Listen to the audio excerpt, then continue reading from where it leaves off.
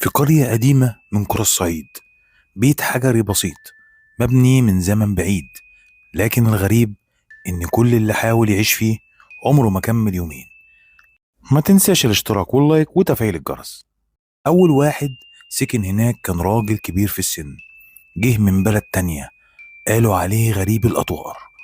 وفي أول ليلة الجيران سمعوا أصوات غريبة جاية من جوه، زي همهمات، وبعدها سكوت تام. تاني يوم الصبح الراجل اختفى، لا ليه أثر ولا حد شافه خرج.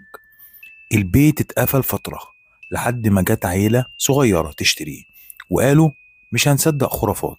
لكن في أول أسبوع بدأوا يشوفوا حاجات غريبة. الأول الأنوار تولع وتطفي لوحدها، الباب يتفتح فجأة، صوت طفل بيعيط في نص الليل. ولما حاولوا يسيبوا البيت اكتشفوا إن الباب الرئيسي مش بيفتح، وكأن في حد منعهم يخرجوا. لما خرجوا أخيرا بمعجزة قالوا إنهم شافوا راجل واقف في آخر الممر، عيونه كلها سودة ووشه مش واضح. ومن بعدها محدش فكر يدخل البيت ده تاني.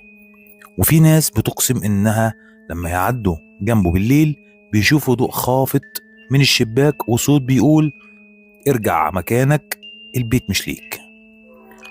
ولحد النهاردة البيت لسه مقفول، وكل اللي يحاول يقرب بيختفي أو يتجنن من الخوف. لو عجبك الفيديو اشترك في القناة وفعل الجرس، وما تبخلش علينا باللايك. ولو عندك قصة حلوة اكتبها لنا في الكومنت، ممكن تبقى هي موضوع الفيديو اللي جاي.